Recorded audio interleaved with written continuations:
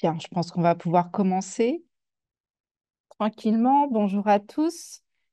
Merci beaucoup à vous d'être présents pour ce webinaire Audisart édition 2025.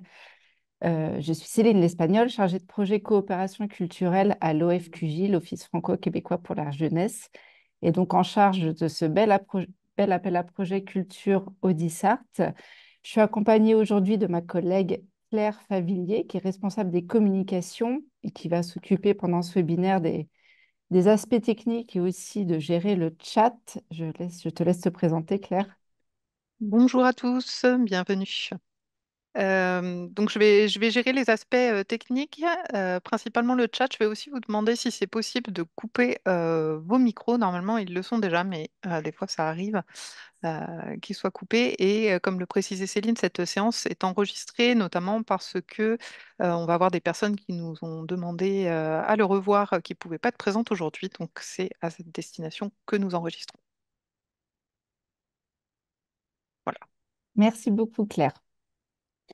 Alors, voici un petit peu le programme de ce webinaire. Donc, je vais dans un premier temps rappeler brièvement ce qu'est l'OFQJ, puis on va très vite rentrer dans le vif du sujet avec l'appel à projet Audisart, vous faire une présentation générale, vous parler du type de projet éligible, le dossier de candidature et puis ses différents éléments, et enfin les financements et le calendrier. Donc, je vais un peu dérouler toute cette présentation. Si jamais vous avez des questions qui viennent au fur et à mesure, je vous invite à les écrire dans le chat. Et c'est vraiment à la fin de cette présentation-là que Claire compilera les questions et me les posera directement. Voilà, pour éviter qu'il y ait trop de cacophonie étant donné le nombre de participants. Donc, merci de bien écrire vos questions dans le chat. Alors, commençons tout de suite par qu'est-ce que l'OFQJ? Pour ceux qui ne connaîtraient pas notre organisme, donc l'OFQJ, c'est un organisme bigouvernemental français et québécois qui a été créé il y a 56 ans, en 1968, et qui a pour mission principale d'offrir des opportunités de mobilité professionnelle pour les jeunes de 18 à 35 ans. Donc, ces opportunités peuvent prendre différentes formes. On a des programmes de volontariat, des stages de perfectionnement pour les professionnels, de la formation. Et au sein du pôle coopération professionnelle, nous avons des missions commerciales, des missions sociales et citoyennes et des missions culturelles dont fait partie le programme Audisart. Donc cet appel à projet Audisart, c'est un programme donc de financement de projets entre la France et non seulement le Québec, mais le Canada tout entier, tout en gardant une dimension francophone. Mais il faut bien avoir en tête que c'est ouvert au Canada au complet, qui a été lancé en 2023 et donc pour une période de 5 ans, ce qui signifie que cette année, on en est à la troisième édition sur 5 au total. C'est un appel à projet qui soutient les échanges culturels donc pour les jeunes de 18 à 35 ans, pour rester bien dans les missions de l'OFQJ, et qui s'adresse particulièrement aux artistes qui sont affiliés à une structure. Alors, par structure, on entend, c'est vraiment un terme générique, on parle autant d'associations d'entreprises. Enfin voilà, ça peut avoir différentes formes, ces structures. C'était pour avoir un terme assez général. Et donc, ces artistes qui souhaitent réaliser un projet professionnel qui va inclure de la mobilité entre la France et le Canada, dans l'un des deux sens. Le type de projet éligible, donc il y en a deux. On va avoir les projets de coopération culturelle. Ce qu'on entend par coopération culturelle, ça va être les projets de co-création, donc entre, entre des Français et des Canadiens, des projets de collaboration sur un projet artistique, ou alors la réalisation d'un projet sur l'autre territoire. Par exemple, un programme de résidence, le tournage d'un film, l'enregistrement d'un disque. Donc, il ne va pas forcément avoir de la co-création, mais il va quand même y avoir la réalisation d'un projet sur l'autre territoire. Les projets qui ne vont pas entrer, enfin, qui ne vont pas être éligibles pour Audisart, ça va être les projets de diffusion simple. Par exemple, un groupe de musique français qui souhaite effectuer une tournée au Canada, ça ne rentrera pas dans nos critères d'éligibilité. Les voyages d'études ne sont pas éligibles non plus, ainsi que les projets d'insertion. Donc, notez-le bien parce que ce sera éliminatoire à la première lecture du dossier. Donc, ces projets de coopération culturelle ou de réalisation d'un projet artistique, ils peuvent couvrir tous les champs de la culture, que j'imagine vous connaissez bien, mais voilà, qui sont listés ici. Architecture, art visuel, audiovisuel, design, métier d'art, littérature, musique, le spectacle vivant sous toutes ses formes. Évidemment, les projets pluridisciplinaires sont les bienvenus, voilà, qui vont mixer différentes disciplines. Donc à ce niveau-là, ça reste très très large et très ouvert. Le dossier de candidature, lui, il va être composé de deux éléments centraux, à savoir le formulaire et le budget. J'y reviendrai après. Donc, c'est les documents que vous allez devoir nous envoyer. Avant de nous les envoyer, de commencer à les compléter, ce qui va être important, c'est surtout de bien lire le règlement. Pour ceux qui auraient déjà pris connaissance de ce règlement la première année ou l'an dernier, sachez qu'il a un petit peu évolué. Donc, n'hésitez pas à y rejeter un œil parce qu'il y a des choses qui ont été un petit peu ajustées pour cette nouvelle édition d'Odissart. Donc, le règlement, vous le retrouvez sur le site, enfin sur la page Odissart du site de l'OFQJ. Vous avez l'adresse ici. Vous pouvez aussi scanner ce QR code qui vous emmènera directement sur la page. Et donc, si vous scrollez tout en bas, vous allez tomber sur ces trois petits carrés. Le premier va vous permettre de consulter le règlement complet. Le second, de télécharger le modèle de budget pour déposer votre projet. Et le troisième va vous envoyer vers le formulaire à saisir directement en ligne. Donc, le règlement, encore une fois, que je vous invite fortement à lire. Je vais quand même vous en donner quelques éléments qui sont importants à avoir en tête avant de penser à déposer un projet. Donc, le premier élément très important pour Odissart 2025, c'est que là où les mobilités qui vont être liées au projet doivent impérativement avoir lieu en 2025. Ça signifie que donc, les projets pluriannuels ne seront pas acceptés. Si votre projet voilà, s'étale sur plusieurs années avec des mobilités en 25, mais aussi en 26, éventuellement en 27, ou certaines ont déjà eu lieu en 24, ça ne pourra pas rentrer dans le cadre de notre appel à projet. Si, donc, si vous pensiez déposer un projet, mais que vous n'êtes pas certain que les mobilités puissent avoir lieu en 25, ce sera peut-être plutôt en 2026. On vous conseille d'attendre et plutôt de proposer votre projet pour Audissart 2026, ce qui sera enfin, voilà, plus prudent pour vous et ce qui vous donnera plus de chances d'obtenir la bourse. Donc, premier élément important, les mobilités doivent avoir lieu en 2025. Le second élément très important, c'est que le projet doit présenter un partenariat identifié et structuré sur l'autre territoire. Exemple, vous êtes une structure française enfin, vous êtes un artiste affilié à une structure française, vous devez impérativement avoir une structure partenaire au Canada pour la mise en œuvre de votre projet. Même chose, vous êtes un artiste canadien affilié à une structure canadienne, vous devez impérativement avoir une structure française pour construire votre projet. Nous, à l'OFQJ, on n'aide pas au repérage de structures partenaires, ni à la construction directe des projets.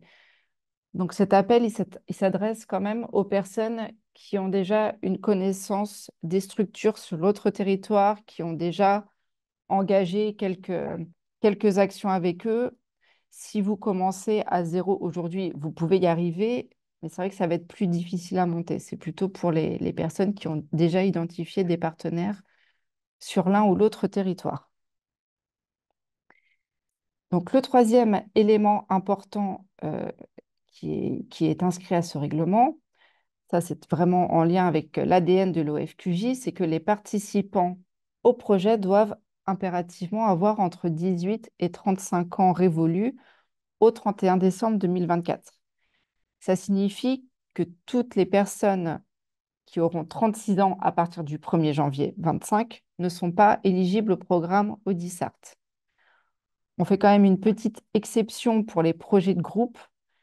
Il faut qu'au minimum 80% des participants aient entre 18 et 35 ans, donc avant le 31 décembre 2024.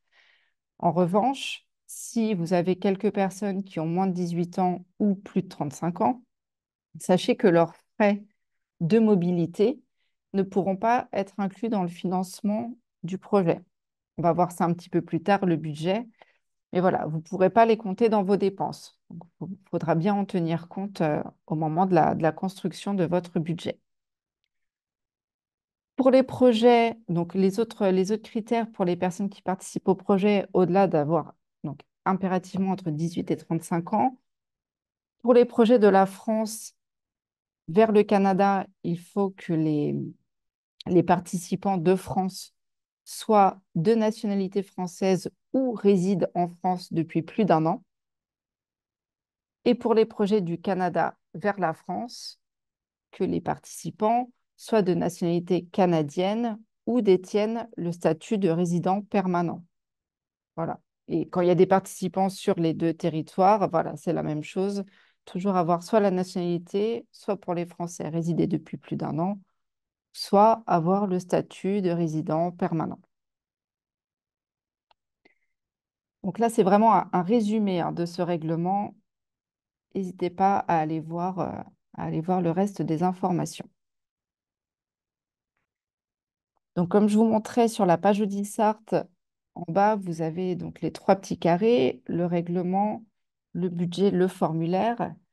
Donc, le formulaire, c'est vraiment le centre de votre dossier de candidature. Il est à remplir directement en ligne. Vous allez voir, c'est une grande page avec plein de questions. Faut l'avoir un peu préparé avant parce que ça ne va pas forcément se saisir en 5 minutes. Mais je vais vous donner les informations qu'on vous demande pour pouvoir déjà commencer à réfléchir à la manière dont vous allez pouvoir remplir ce formulaire. Donc, dans un premier temps, comme on l'a dit, il faut impérativement avoir une structure porteuse sur l'un des territoires et une structure partenaire sur l'autre territoire. C'est la première information qu'on va vous demander dans le formulaire, d'identifier la structure porteuse. Donc, toutes les questions, qui est son représentant légal, la structure porteuse du projet, son nom, son adresse, etc., son numéro de SIRET ou son numéro d'entreprise au Québec ou l'équivalent ailleurs au Canada, et le nom de la personne référente du projet. Même chose, on vous demande toutes les informations sur la structure partenaire sur l'autre territoire, donc son nom, son adresse, le nom du responsable de projet dans cette structure partenaire. Et puis, on laisse aussi une case pour éventuellement identifier les autres partenaires qui pourraient être impliqués sur le projet sur l'un des deux territoires. Il n'est pas rare qu'il y ait en fait plus que deux structures impliquées dans les projets. Suite à ça, il va y avoir toute une partie vraiment de présentation du projet. Donc, pour commencer, le titre de votre projet, la discipline dans laquelle il s'inscrit. Donc, c'est les disciplines que j'ai mentionnées au début, la petite liste. Et évidemment, si c'est un projet pluridisciplinaire, vous cochez autre et puis vous écrivez les disciplines que ça concerne plus spécifiquement. Quel est le type de projet? Donc là, je reviens à ce que j'ai dit aussi tout à l'heure. Est-ce que c'est un projet de coopération culturelle, donc de co-création ou de collaboration, ou plutôt un projet de réalisation sur l'autre territoire? Donc, comme on disait, ça peut être un projet de résidence, d'enregistrement, de tournage. On vous demandera ensuite un descriptif en 15 lignes maximum de votre projet. Quels sont les objectifs? Donc les objectifs qualitatifs et ou quantitatifs attendus. Donc ça en 5 lignes maximum. Suite à ces objectifs, on va vous demander l'évaluation L'évaluation, c'est les indicateurs que vous proposez au regard des objectifs attendus. Donc, ça peut paraître un peu flou, mais ça va être par exemple le nombre de représentations pour un spectacle que vous avez prévu, le nombre de spectateurs que vous pensez toucher, quel type de public vous pensez toucher, quel type de collaboration vous allez pouvoir développer, quels nouveaux partenariats vous allez réussir à mettre en place. Voilà, tout ça, ça fait partie des indicateurs pour évaluer votre projet. On vous demandera ensuite quel est le contexte et quels sont les enjeux qui justifient l'intérêt de votre projet. Là, c'est un peu pour pouvoir mentionner si les dimensions parallèles que peut avoir votre projet. Est-ce qui s'inscrit dans un contexte social particulier? Est-ce qui fait appel au développement d'une technologie particulière? Est-ce qu'il il s'inscrit dans les enjeux climatiques actuels? Enfin voilà, tous les grands enjeux actuels en fait peuvent être liés à votre projet artistique. Donc là, ça va être l'occasion un peu de nous décrire justement dans quoi s'inscrit votre projet. J'insiste un peu sur ce point-là parce que sur des projets équivalents, entre guillemets, ça peut être le point qui va faire la différence, d'avoir justement une dimension autre que la dimension purement artistique, soit développer une technologie, soit s'inscrire dans un contexte social particulier. Donc voilà, prenez bien le temps de décrire ce point-là. Ensuite, on vous demandera en quoi votre projet est pertinent pour le développement de votre structure. Là, voilà, par rapport au moment où vous en êtes dans le développement de votre structure, en quoi il va être significatif. En quoi votre projet favorise-t-il l'émergence? Ce qu'on entend par émergence, ça va être le renouvellement d'une discipline, peut-être même une nouvelle discipline, le renouvellement de la relation au public, peut-être la mise en lumière de nouveaux artistes ou de nouveaux collectifs. Ça peut prendre différentes formes. Mais voilà, en quoi ce projet va favoriser l'émergence. On vous demandera ensuite donc le nombre de participants âgés entre 18 et 35 ans, le nombre de participants français, le nombre de participants canadiens. Enco- la même chose à projet équivalent, entre guillemets, c'est les projets qui auront le plus de participants qui seront favorisés. La date de début et de fin de projet, en sachant que la fin du projet, elle ne pourra pas être au-delà du 31 décembre 2025. Donc, il faut que votre projet s'inscrive vraiment sur l'année 2025. Le calendrier du projet, donc les étapes de conception et de mise en œuvre, les grandes étapes en tout cas, peut-être en 4 ou 5 points. Le nombre de déplacements prévus entre la France et le Canada. Et après, de manière un petit peu plus détaillée, les territoires et les dates de réalisation des déplacements prévus. Par exemple, avril 25, telle ville en France pour faire telle action dans la conception du projet. Mai 25 au Canada, dans telle ville pour faire telle action dans le développement du projet. Et finalisation en septembre 25 en France à tel endroit pour une représentation. Grosso modo, c'est ça. On vous demandera ensuite quels sont vos antécédents de coopération avec la France pour les Canadiens ou avec le Canada pour les Français. Donc, comment est née cette idée de coopération et voilà, comment tout cela s'est construit. Et puis, enfin, la stratégie de diffusion pour toucher les publics visés. Ça, ce qu'on entend par là, ça va être par exemple toute la stratégie que vous auriez pu développer sur les réseaux sociaux, les représentations que vous allez faire en public, peut-être des vidéos que vous allez produire pour la diffuser et puis pour toucher une audience particulière. Voilà, toutes les stratégies de diffusion que vous avez construites pour toucher les différents publics visés.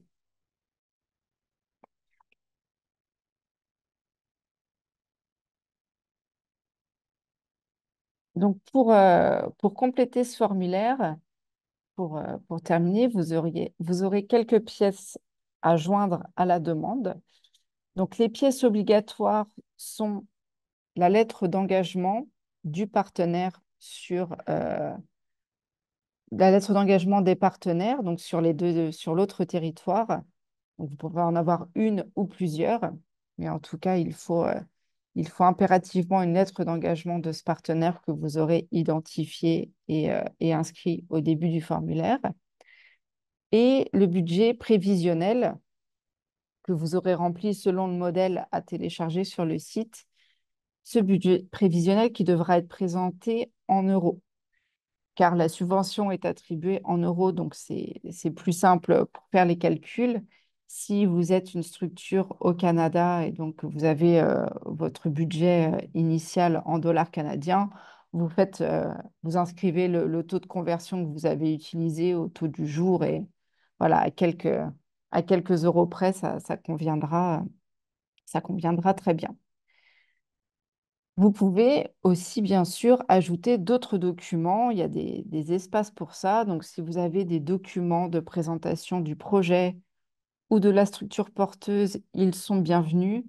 Si vous avez même des visuels, des photos, des vidéos, du son qui peuvent appuyer et mieux expliquer quel est votre projet, c'est toujours bienvenu parce que c'est beaucoup plus parlant souvent pour les membres du jury. Donc, n'hésitez pas à joindre ce type de fichier.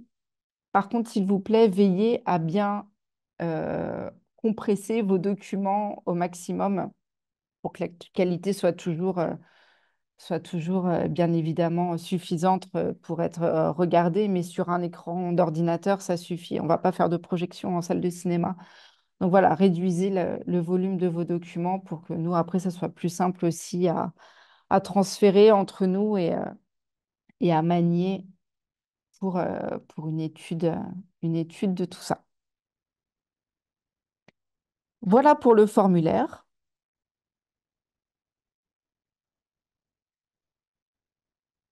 Je vais maintenant passer au modèle de budget. Donc ça, c'est le troisième document que vous pouvez télécharger sur la page Audisart. Ce modèle de budget prévisionnel ici. Donc vous avez à gauche toutes les charges que vous pouvez attribuer au projet, et puis à droite, tous les produits. Donc, dans le règlement, vous avez toute une liste des dépenses éligibles. Je vous nomme ici les principales pour que vous voyez un petit peu dans quoi on s'aligne. Donc, les frais admissibles, ils comprennent notamment, évidemment, tous les frais de transport internationaux et locaux. Donc, internationaux, ça va être les mobilités entre la France et le Canada exclusivement.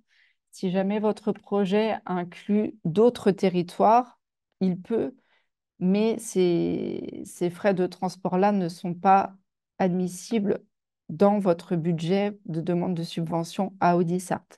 Donc, il faut vraiment vous limiter aux frais de transport internationaux entre la France et le Canada. Vous avez aussi les frais de transport locaux, donc sur chaque territoire, si vous louez des véhicules, prenez des trains, des autobus, etc., vous pouvez les inclure au budget. Tous les frais d'hébergement sur chacun des territoires, tous les frais de restauration. On a ensuite vraiment plus lié au projet tous les frais de production, si vous achetez du matériel, si vous louez des salles, voilà, si vous louez un studio d'enregistrement, tout ça, ça va passer dans les frais de production du projet. Et on a aussi, bien sûr, les charges de personnel, en sachant que ces charges de personnel, elles sont limitées. Donc ça, c'est inscrit dans le budget, vous allez retrouver l'information. Mais ces charges de personnel ne peuvent pas être supérieures à 50% du montant de la subvention que vous allez demander. Pas plus de 50% du montant que vous demandez à Audisart. Donc, il faudra bien veiller. C'est inscrit en rouge dans le modèle de budget. Là, vous voyez peut-être pas, mais c'est inscrit ici. Donc, vous y penserez au moment où vous le remplirez. Mais voilà. Après, si vous avez des, des apports financiers complémentaires et que finalement le chiffre que vous inscrivez, que votre budget est à l'équilibre et que le chiffre que vous inscrivez ici est supérieur à 50% de la subvention, si nous, on voit dans votre budget que vous avez d'autres sources de financement, ça fonctionne. On se dit que ça passe, que ce sont les autres financements qui vont le prendre en charge. Mais si Audissart est l'essentiel de votre financement, c'est limité à 50%.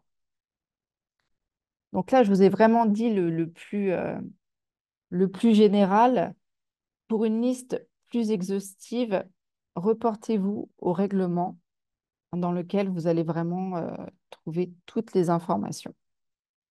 Encore une fois, il n'y a que les dépenses engagées en 2025, même à partir du 1er janvier 2025, qui seront éligibles à Audisart. Tout ce que vous aurez engagé avant ou que vous engagerez après, ça ne fonctionnera pas.